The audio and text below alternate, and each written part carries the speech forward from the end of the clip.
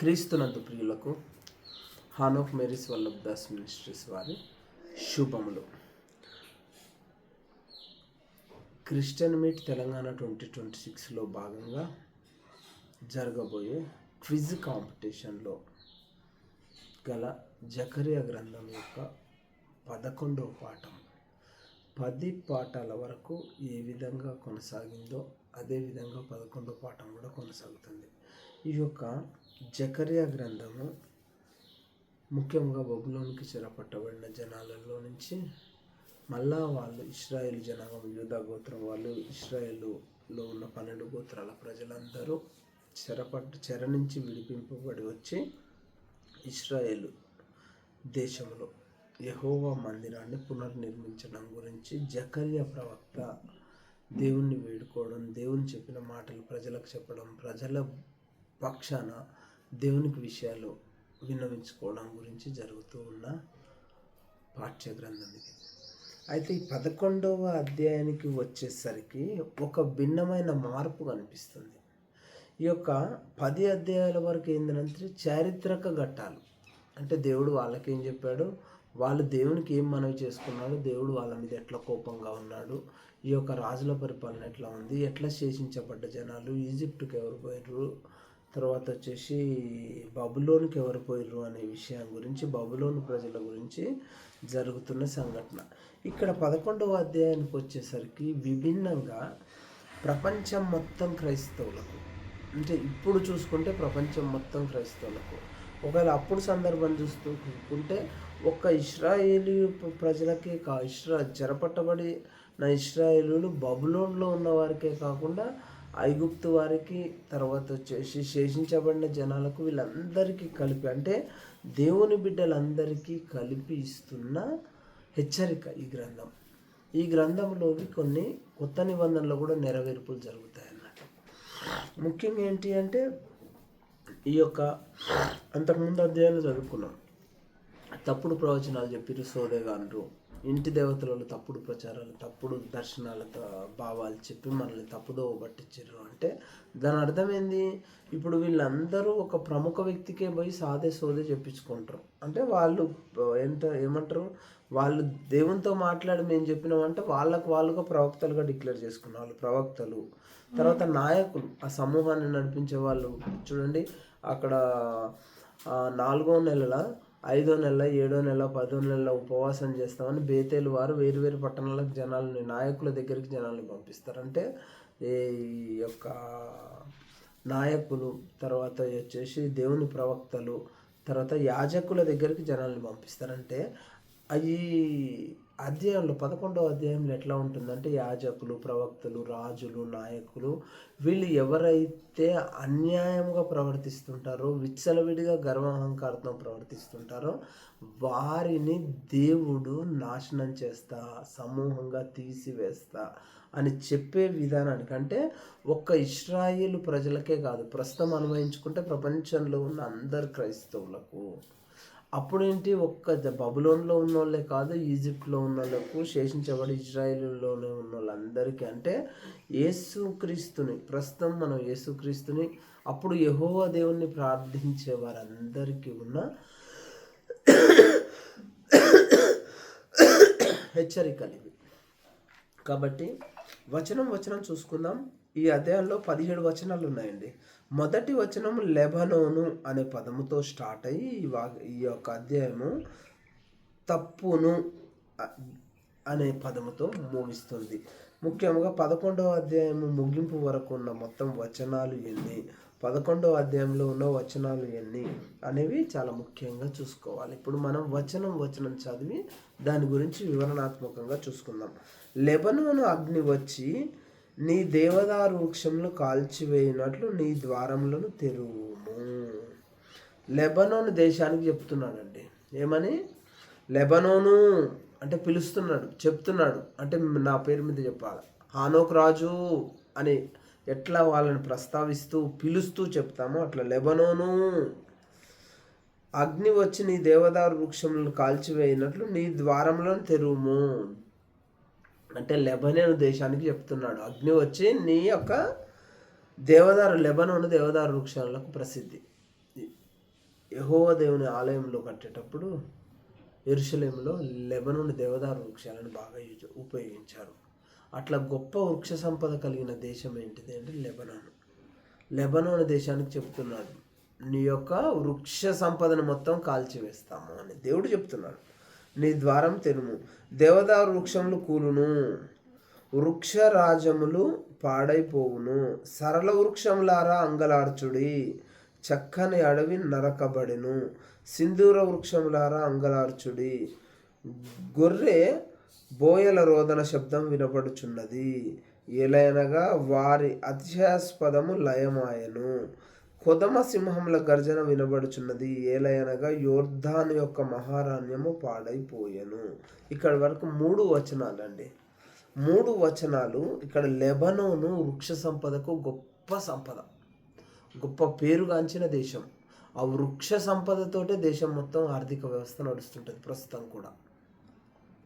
అట్లాంటి దేవదారు వృక్షాలు, అట్లాంటి లెబనోన్ దేశంలో ఉన్న దేవదారు వృక్షాలు, తర్వాత వృక్ష రాజ్యములు, సరళ వృక్షములు, సింధూర వృక్షములు ఇవన్నీ ఏడుస్తున్నాయట. ఎందుకంటే కాలిపోతున్నాయి. అంటే ఏడుస్తున్నాయంటే వాటికి ప్రాణం ఉన్నదా అనే అనుమానం రావచ్చు కదా మనకు. అందుకనే ఈ బైబిల్లో చెప్పింది. తర్వాత చంద్రబోస్ అనే వృక్ష శాస్త్రజ్ఞుడు మొక్కలకు ప్రాణం ఉంటుందని కెనోస్కోప్ అనే పరికరం ద్వారా నిరూపించాడు. అంటే వాటికి ప్రాణం ఉన్నది, అవి మొత్తుకుంటున్నాయని చెప్తున్నాడు. అంగలారుస్తున్నాయి, తగలబడిపోతుంటే వాటి ప్రాణం ఉండి వాటికి అంగలార్చి మొత్తుకుంటున్నాయి. గొర్రెల బోయల రోదన శబ్దం వినబడుచున్నది. అక్కడ చెట్లు లేవు, ఎండలు ఎడారిగా మారిపోతుంది. అప్పుడు ఈ తగలబడిపోతుంటే గొర్రెలు వేడికి తట్టుకోలేక మొత్తుకుంటున్నాయి అని చెప్తున్నాడు. ఏలయనగా వారి అతిశయాస్పదము లయమాయను. అతిశయ ఆస్పదము అంటే గర్వము, అహంకారాలకు సంబంధించింది. లయమాయను. కొదమ సింహంల గర్జన వినబడుచున్నది. సింహాలు మొత్తుకుంటున్నాయట, గర్జిస్తున్నాయట. ఎందుకు? ఏలయనగా యోర్ధాను యొక్క మహారణ్యము పాడైపోయెను. యోర్దాను నది ఎక్కడైతే ప్రవహిస్తుందో ఆ అరణ్యం మొత్తం పాడైపోయింది. సింహాలు నిలబడడానికి నీడ లేని పరిస్థితి ఏర్పడ్డది కాబట్టి గర్జిస్తున్నాయి. అంటే ఈ 1 నుంచి 3 అధ్యాయాలు ఏం చూస్తున్నాయి? గర్వంగా ఉన్న శక్తుల మీద దేవుని తీర్పు వస్తుందని చూపిస్తున్నాడు. దేవదారు వృక్ష సంపద ఉందనే గర్వం ఉన్నది. దేవదారుల సరళ వృక్షం, దేవదారు వృక్ష సంపద కలిగిన లెబనోను గర్వంగా అహంకారంతో ఉన్నది. ఆ గొర్రెలు అంటే ఆ దేశంలో ప్రజలు, సింహాలు అంటే ఆ దేశంలో రాజులు. వీళ్ళందరి మీదకి దేవుని తీర్పు వస్తుందని 1 నుంచి 3 వచనాలు చెప్తున్నారు. ఇక్కడ దేవదారు వృక్షాలు అంటే గొప్ప సంపద. ఈ దేశం లెబనోను దేశంలో గొప్ప సంపద కలది. మొత్తం తీర్పు తీర్చి నాశనం అయిపోతుంది. దేవుడు తీర్పు తీరుస్తున్నాడు. దేవునికి విధేయతగా నడుచుకోవట్లే కాబట్టి. తర్వాత 4 నుంచి చూద్దామండి. నా దేవుడైన యెహోవా సెలవిచ్చినదేమనగా, ఇర్మియా చెప్తుండే ఈ మొత్తం నాశనం అయిపోతున్నాయి, తీర్పు తీరుస్తున్నాడు. తర్వాత మళ్ళీ ఏం చెప్తున్నాడు ఇర్మియా? నా దేవుడైన యెహోవా సెలవిచ్చినదేమనగా, వధకేర్పడిన గొర్రెల మందను మేపుము. గొర్రెల మందను మేపమంటున్నాడు. గొర్రెలు అంటే ఇక్కడ ఇశ్రాయేలు ప్రజల గురించి మాట్లాడుతున్నాడు అండి. ఎవరు మేపుతారు? కాపరి మేపుతారు. ఓకే, కాపరి అంటే ఎవరు? ఇక్కడ దేవుని ప్రతినిధి. దేవుడు చెప్పిన మాటని, ఓకే, అంటే ఈ జకర్య రాకముందు ఉన్న ప్రవక్తలు కానీ, అబద్ధ ప్రవక్తలు కానీ, తర్వాత అబద్ధ కాపరులు కానీ, ఓకే, వారి గురించి చెప్తున్నాడు. సెలవిచ్చినది ఏమనగా, వధకు తేర్పడిన గొర్రె మంద మేపును, వాటిని కొనువారు వాటిని చంపి నిరపరాధులమని అనుకొందురు. అంటే ఈ యొక్క కాపర్లు సరిగా లేకపోవడం వల్ల ఇశ్రాయేలు ప్రజలు బానిసలుగా అమ్మేయబడే స్థాయికి వచ్చింది. వాళ్ళని కొన్నోళ్ళు వాళ్ళని చంపేస్తున్నట. అంటే వాటిని అమ్మిన వారు మాకు బహుద్రవ్యము దొరుకుచున్నది, యెహోవాకు స్తోత్రం అని చెప్పుకొందురు. వీళ్ళని అమ్మేసి మళ్ళీ డబ్బులు తీసుకొని దేవునికే స్తోత్రం చెల్లిస్తున్నట వారు. వాటిని కాయువారు వాటి ఎడల కనికరము చూపరు. అంటే కాయువారు అంటే కాపర్లు, అంటే పెద్దలు దయ చూపట్లేదట. ఇది యెహోవా వాక్కు, ఇది దయ చూపట్లేదని చెప్తున్నాడు. యెహోవా సెలవిచ్చినదేమనగా అని. మళ్ళీ రెండోసారి కూడా 6వ వచనంలో ఇది యెహోవా వాక్కు, నేనికను దేశ నివాసులను కనికరింపక ఒకరి చేతికి ఒకరిని, వారి రాజు చేతికి వారందరినీ అప్పగించును. వారి దేశమును నాశనము చేయగా వారి చేతిలో నుండి నేనెవరిని విడిపింపను. ఇక్కడ గర్వం అహంకారానికి ప్రజలు పాడైపోయిన ప్రజలకు నిదర్శనంగా చూపిస్తున్నాడండి. కాబట్టి ఈ అధ్యాయంలో మొత్తం అందరికీ ఒక రకమైన వార్నింగ్, హెచ్చరిక ఏమని చూపిస్తున్నారు. కాబట్టి నేను సౌందర్యమును బట్టి బంధకమును బట్టి, సౌందర్యం అంటే కటాక్షము, దేవుని కటాక్షమును బట్టి బంధకమును బట్టి అంటే ఒక్కొక్కళ్ళ మధ్య ప్రేమ అనురాగాలు. ఇశ్రాయేలు ప్రజలను మొదటిదేమో దేవునికి ప్రజలకు మధ్య, రెండోదేమో ప్రజలకు మధ్య బట్టి 2 కర్రలను చేత పట్టుకొని వధకేర్పడిన గొర్రెలను, ముఖ్యంగా వాటిలో మిక్కిలి బలహీనమైన వాటిని మేపుతూ వచ్చి తిని. ఒకటేమో దేవునికి ప్రజలకు 2 కర్రలు పట్టుకుంటట. ఒకటేమో దేవునికి ప్రజలకు మధ్యలో ఉన్న కటాక్షం, రెండోది ఏంది ప్రజలకు మధ్య ఉన్న సహోదర ఐక్యత భావం. 2 కర్రలు పట్టుకొని ఏంది బలహీనమైన వాటిని మేపుకుంటూ వస్తుంది. ఫస్ట్ బలహీనమైన వాటికి చెప్తున్నాడు, దేవుడు మీకు కటాక్షం ఇస్తాడు అని, మీరు ఒకళ్ళ ఎడల ఒకళ్ళు ప్రేమ కలిగి ఉండండి అని చెప్తూ వస్తున్నాడట.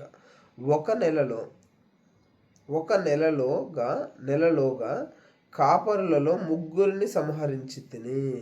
30 రోజులలో 3 సంహరించేసిండట. ఇక్కడ 3 అనే ప్రస్తావన దేనికి సంబంధించిందంటే అండి, ప్రజలు మంచి నాయకత్వాన్ని తిరస్కరించినప్పుడు చెడు నాయకత్వం తీర్పు వస్తుంది అని. ఓకే, దేవుడు నాయకుల పైన తీర్పు చేస్తాడు అని. ఓకే, 3 దేవుడు చెడు నాయకత్వాన్ని దేశిస్తాడు. ఇక్కడ ఒక్క నెలలో 3 కాపర్లలో 3ని సంహరించి తిని. 3 కాపర్లు ఎవరు అండి?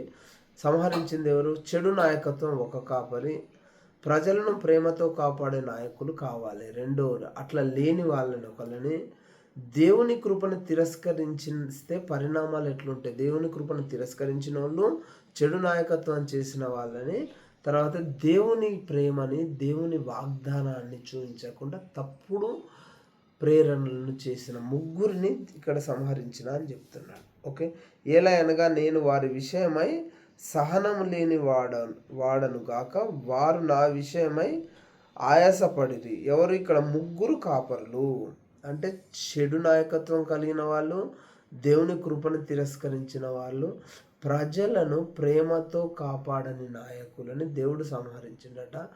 దేవుడు వారి విషయమై సహనము లేని వాడైందట. వారేంది? ఆయాసపడినారట దేవుని విషయం గురించి. రెసిప్రోకల్, వీళ్ళేమో దేవుని మీద ఆయాసపడినారు, దేవుడేమో వీళ్ళ పట్ల సహనము లేని వాడై ఉండు. కాబట్టి నేను ఇకను మిమ్ముని కాపు కాయను. ఎవరిని? ఇశ్రాయేలు ప్రజలను ఎంతమంది నాయకుల్ని తీసుకొచ్చినా ఇట్లా చేస్తున్నారు. మీరు విధేయత కలిగి ఉండట్లేరు. కాబట్టి మీకు ఇక్కడ ఇశ్రాయేలు జనాల గురించి చెప్తున్నారు కాబట్టి ప్రస్తుతం ప్రపంచం మొత్తానికి సంబంధించిన విషయం. కాపు కాయను.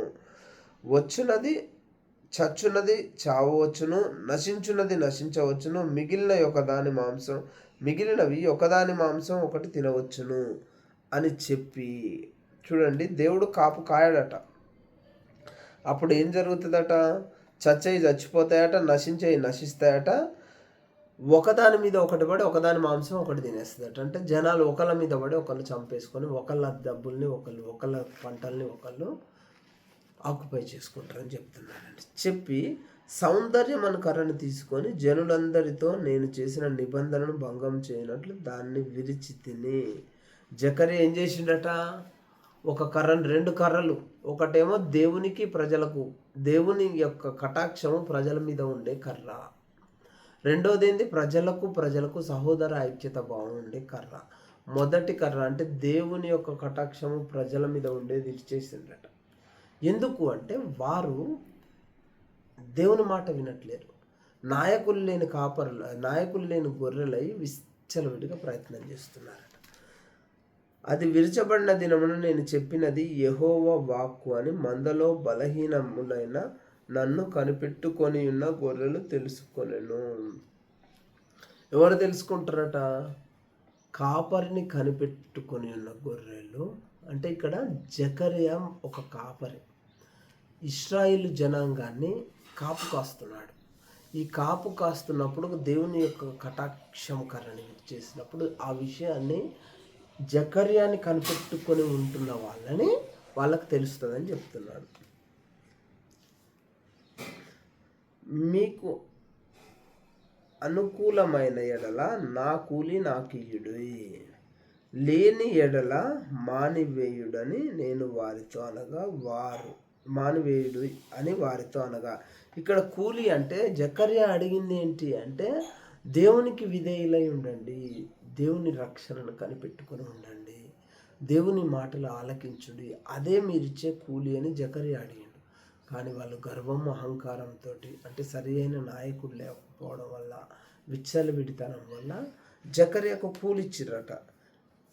కూలి ఇవ్వండి నాకు, లేని ఎడల మానివేయుడని వారితో అనగా, వారు నా కూలికై 30 తులముల వెండిని తూచి ఇచ్చిరి. 30 తులాల వెండిని ఏం చేసిరట? మెజర్ చేసి ఇచ్చేసిరట. ఈ 30 తులాల వెండి అనేది మనకు కొత్త నిబంధనలో కూడా కనిపిస్తుంది. 30 అనే సంఖ్య కొత్త నిబంధనలో కనిపిస్తుంది. ఒకటేంది అంటే యేసుక్రీస్తు ప్రభువు వారు 30 సంవత్సరాలకు పరిచర్య స్టార్ట్ చేసిండు. రెండోది ఏంది? యేసుక్రీస్తుని అప్పగించిన యూదా ఇస్కరియోతు 30 వెండి నాణాలకు అప్పగించేసాడు. ఈ 30 వెండి నాణాలు అనేది చాలా తక్కువ విలువ చేసేది, అవమానముతో కూడుకున్నది. 30 అంటే అంత తక్కువ విలువ, అవమానంతో కూడుకున్నది. యేసుక్రీస్తు ప్రభు వారిని 30 వెండి నాణాలకు అంటే అంత తక్కువ విలువ కమ్మేసారు, అంటే అవమానం అన్నట్టు. ఇక్కడ కూడా అదే, అంత తక్కువ విలువకు 30 వెండి నాణాల ప్రవచనం మెస్సయ్యతోటి సంబంధం కలిగి ఉంది. దేవుడు అన్యాయ నాయకులపై తీర్పు తీరుస్తాడు. 30 ఇవ్వడం అనేది చాలా తప్పు కదండి. విలువ గల దానికి 30 ఇవ్వడం అనేది తప్పు కదా. అందుకని అప్పుడు కొత్త నిబంధనలు యూదా ఇస్కరియోతు ప్రాణాన్ని తీసేసిండు, అన్యాయం తీర్పు తీర్చేసిండు దేవుడు. నెక్స్ట్ రెండవది వచ్చేసి, యెహోవా ఎంత వెండిని తూచి ఇచ్చిరి. యెహోవా ఎంతో అబ్బురముగా వారు నాకేర్పరిచిన క్రయదినమును కుమ్మరికి పారవేయమని నాకు ఆజ్ఞ ఇయ్యగా, నేను ఆ 30 తులముల వెండిని తీసుకొని యెహోవా మందిరంలో కుమ్మరికి పారవేసిందట. ఈ జకర్యాకి ఇచ్చిన 30 తులాల వెండి జకర్యా తీసుకెళ్ళి యెహోవా చెప్పినట్టు ఆలయంలో కుమ్మరికి ఇచ్చేసిండట. ఓకే, అప్పుడు బంధకము నట్టి నా రెండో కర్రను తీసుకొని యూదా వారిని ఇశ్రాయేలు వారికి కలిగిన సహోదర బంధమును బంధకం చేయనట్లు దాన్ని విడిచివేసింది. సహోదరులు ఐక్యత కలిగి ప్రేమానురాగాలతో ఉండాలి అనే బంధకం రెండోది, దాన్ని కూడా విడిచేసిండట. ఎవరు? జకర్యా. విసుకుతో వారు చేసే పాపాలు, లోబడని తనాన్ని, విసుకును బట్టి రెండో దాన్ని కూడా అంటే మొదటిది దేవుని యొక్క కటాక్షము ఇశ్రాయేలు జనాంగము మీద లేదు, ఇశ్రాయేలు యొక్క జనాంగములో ఒకరికి ఒకరి సహోదర ప్రేమ ఐక్యత లేదు. కాబట్టి ఇరిచేశాడు, 2 కట్టెలు ఇరిచేశాడు. ఒక కర్ర బంధకముకు సంబంధించింది, ఒక కర్ర కటాక్షముకు సంబంధించింది. మొదటి కర్ర కటాక్షం, దేవుని కటాక్షానికి సంబంధించింది. రెండవ కర్ర మానవ ప్రేమకు సంబంధించింది. 14 వచనాల వరకు ఇదే అండి. ఒకటి, దేవుడు జకర్యాకు ఒక పని అప్పగించాడు. వధింపబడబోయే గొర్రెల మందను కాయమని చెప్పింది. ఆయన వధింపబడి గొర్రెలను కాసినందుకు 30 తులాల వెండి కూలి ఇచ్చిరు వాళ్ళు. దేవుడు ఇక్కడ గొర్రెలు అంటే ప్రజలు, కాపరి అంటే దేవుని ప్రతినిధి. ఓకేనా. తర్వాత వచ్చేసి 15 నుంచి 18 వరకు, 15 నుంచి 18 వరకు, 15, 16, 17 వరకు 3. ఈ కాపరి ఇక్కడ మూర్ఖ కాపరి గురించి మాట్లాడుతుంది. ఈ కాపరి తప్పిపోయిన వారిని వెదకడు, గాయపడిన వారికి స్వస్థత మందు ఇవ్వడు, మందను కాపాడడు, తన ప్రయోజనం కోసం మాత్రమే చూసుకుంటాడు. అర్థము, చెడు నాయకుడు దుర్మార్గ పాలకుల గురించి హెచ్చరిక. ఈ యొక్క 15, 16, 17 అనేది చెడ్డ కాపరి గురించి హెచ్చరిక. చెడ్డ కాపరి ఏం చేస్తాడట? ప్రజల బాగోగులు చూడడు, ప్రజల ఇబ్బందుల్ని పట్టించుకోడు. తర్వాత వచ్చేసి స్వప్రయోజనం కోసమే పనిచేసుకుంటారు. అంటే ప్రజలు ఎవరినైతే ప్రజలు మంచి నాయకత్వాన్ని ఎప్పుడైతే తిరస్కరిస్తారో చెడు నాయకత్వం ప్రాబల్యం ఏలుతుంది. మనకు అంతే కదా, మనకు మంచి నాయకుడిని కాకుండా చెడు నాయకుడిని కోరుకుంటే కష్టాలు వస్తాయి. చెడు నాయకుడు మన మంచి ఎందుకు చూస్తాడు? చూడడు. మంచి నాయకుడే ప్రజల మంచిని చూస్తాడు. అట్లాగే ఇక్కడ దేవుడు ఏమంటున్నాడు? చెడ్డ నాయకత్వం 15, 16, 17లో చెడ్డ నాయకత్వాన్ని చూపించాడు. ఆ చెడ్డ నాయకత్వం ఏం చేస్తుందట? జనాల మంచి చెడులు చూడదు, జనాల ఇబ్బందులు చూడదు, స్వప్రయోజనం చూసుకుంటుంది అని చెప్తున్నాడు. వచనం చదువుకుందాం. అప్పుడు యెహోవా నాకు సెలవిచ్చినదేమనగా, ఇప్పుడు బుద్ధి లేని యొక్క కాపరి పనిముట్లను తీసుకొనుము. బుద్ధి లేని యొక్క కాపరి పనిముట్లను తీసుకొనుమని ఎవరికి చెప్తున్నాడు? యెహోవా జకర్యాకు చెప్తున్నాడు. అప్పుడు యెహోవా నాకు సెలవిచ్చినదేమనగా, నాకు అంటే ఇక్కడ జకర్యా, ఇప్పుడు బుద్ధి లేని ఒక కాపరి పనిముట్లను తీసుకొనుము. ఏలయనగా దేశమందు నేను ఒక కాపరిని నియమించబోచున్నాను. అతడు నశించుచున్న గొర్రెలను కనిపెట్టాడు, చెదిరిపోయిన వాటిని వెదకడు, విరిగిపోయిన దానిని బాగు చేయడు, పుష్టిగా ఉన్నదాన్ని కాపు కాయడు, కానీ కొవ్విన వాటిని మాంసము భక్షించును, వాటి డెక్కలను తుత్తినీయులుగా చేయును. చూడండి 16వ వచనంలో 15వ వచనంలో ఏమంటున్నాడు? అప్పుడు యెహోవా నాకు ఇచ్చినది ఏమనగా, ఇప్పుడు బుద్ధి లేని ఒక కాపరి పనిముట్లు తీసుకొనుము. ఏలయనగా, ఇది 16 అండి. ఏలయనగా దేశమందు నేను ఒక కాపరిని నియమించబోచున్నాను. అతడు నశించుచున్న గొర్రెలను కనిపెట్టడు, చెదరిపోయిన వాటిని వెదకడు, విరిగిపోయిన దానిని బాగు చేయడు, పుష్టిగా ఉన్నదాన్ని కాపు కాయడు, కానీ క్రొవ్విన వాటి మాంసం భక్షించును, వాటి డెక్కలను తిత్తునీయులుగా చేయుచుండును. అంటే దీని అర్థం ఏంది? స్వప్రయోజనం కోసం. ఇక్కడ గొర్రెలు అంటే కేవలం ఇశ్రాయేలుల గురించి చెప్తున్నారు. ఇప్పుడు ఆలోచిస్తే ప్రపంచమందున్న మొత్తము క్రైస్తవులు దేవుని బిడ్డల గురించి చెప్తున్నాడు. అప్పుడు కేవలం ఇశ్రాయేలుల గురించి చెప్పారు. మందను విడనాడు పనికి మాలిన కాపరికి శ్రమ. ఎవరైతే మందను వదిలేస్తారో, కాపరుల గురించి అండి ఇక్కడ, ఎవరైతే మందను వదిలేస్తారో, ఈ యొక్క సేవని ఉద్యోగంలాగా చేసేవాళ్ళు దేవుడు వదిలేస్తాడు. వాళ్ళు ఉద్యోగం చేసేవాళ్ళు సంఘంలో ఉన్న ప్రతి ఒక్క వాళ్ళు మంచి చెడుని తెలుసుకున్నారు అని దేవుడు చెప్తున్నాడు. పనికి మాలిన కాపరికి శ్రమ. అట్లా ఉన్న శ్రమ అంటే నిష్ఠాగరిష్టతతో దేవుని వాక్కుని నెరవేర్చని కాపరికి శ్రమ అని చెప్తున్నాడు.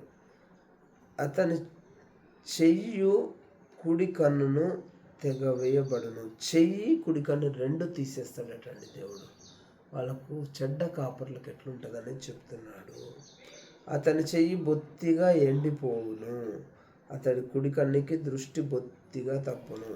చెయ్యి ఎండిపోవునంటే పక్షవాతం వచ్చి పని చేయకుండా, రక్త ప్రసరణ లేకుండా చెయ్యి చేస్తా అంటున్నాడు. తర్వాత కన్ను దృష్టి అంటే చూపు బొత్తిగా తప్పును అని చెప్తున్నాడు.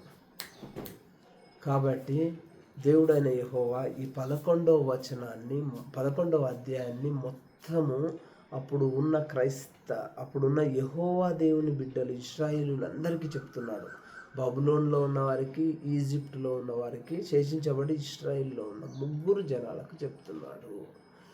ఇప్పుడు ప్రపంచంలో ఉన్న దేవుని బిడ్డలందరికీ చెప్తున్నాడు. కాబట్టి ఈ యొక్క అధ్యాయం 11వ అధ్యాయం మాత్రమే వేరుగా ఉంటుందండి. కాబట్టి 11వ అధ్యాయము ప్రస్తుత పరిస్థితులను బట్టి చదువుకొని సమాధానాలు చేయాల్సి ఉంటుంది. దీంట్లో ఉన్న వచనాలు 17. మొదటి పదము లెబనోనుతో ప్రారంభమై తప్పునుతో అంతమవుతుంది. కాబట్టి 11వ వచనం ముగింపు వరకు ఉన్న అన్ని వచనాలు చదువుకోండి.